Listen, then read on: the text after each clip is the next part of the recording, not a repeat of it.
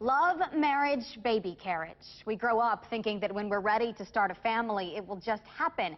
But for more and more Mississippi women, it doesn't. 1 in 8 Mississippi couples battles infertility. I know because I'm one of them. It took years of prayer, disappointments, doctor's appointments, and finally a round of in vitro fertilization to get to say I'm pregnant. In tonight's special report, you'll find out why for me and so many other women that high-tech treatment is a last resort. Where's little Blue? Little Will Tan was born in December, a month early, but his mom had been waiting a long time to meet him. Never think you're going to have trouble having a kid. You just figure that just is the next thing. Candace Tan and her husband Walker tried to conceive on their own for months. They used common ovulation drugs, Clomid and Letrozole, but nothing worked. Do all these tests, and you're throwing all these words you've never heard before, and then you're sitting there at the same time, and you're like, I can't have a kid, or maybe I won't, and there's uncertainty and all of that stuff. Candace found out the only way she would ever get pregnant was by in vitro fertilization. How much did you know about IVF? None, really. Nothing at all. No, what everyone else knows, you know, oh, well, it's in a tube, and they, you know, put sperm together with eggs, and that's about it. For the flow sheets. Dr. Randall Hines and nurse practitioner Marty Gephardt say they carry out hundreds of IVF cycles for Mississippi women every year, Candace and I included. I tell every patient when they come through the door, I know this isn't what you expected. These days, Hines says his clinic here in central Mississippi is seeing more patients than ever before, partly because women are waiting later to have children. We actually see fertility decline even as early as 30. We have those miracle stories. Everybody has one of a patient who delivers at 45. But we also have some heartache in the 40s where it's really, really difficult to help a patient get pregnant. IVF is the most high-tech approach to battle infertility. Doctors prescribe patients a series of injectable drugs that stimulate the ovaries to produce more than one egg. These were my medications. Women have to give themselves the shots or have their partner do it, sometimes several times a day. It isn't easy. Night sweats,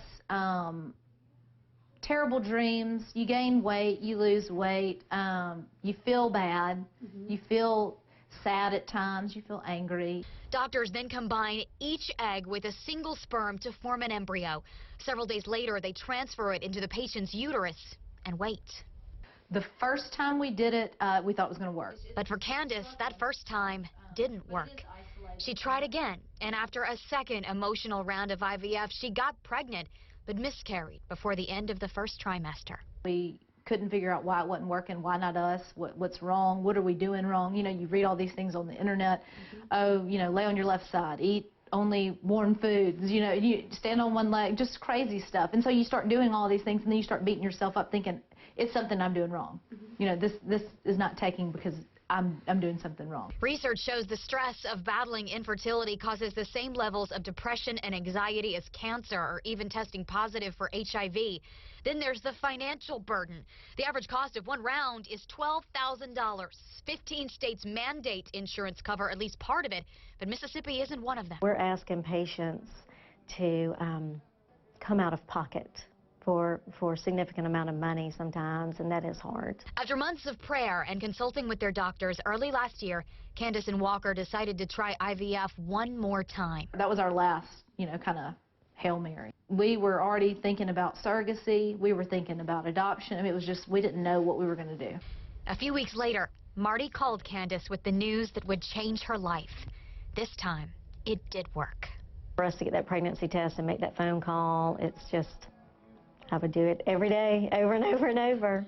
So there was a small celebration, but at the same time, it was that hesitation. I think until 14, 15 weeks, that was when we finally felt comfortable to tell people. The moment Candace finally became a mother, the best of her life. I love just getting to hold him. You know, you hold him, and he's just like you can feel your whole life in him, his little bones. Candace says she's still taking stock of what infertility cost her financially and emotionally. But at the end of the day, I mean, when I look at him, you know, when we look at him, it's priceless, you know. It's just, I think any cost is irrelevant at that point.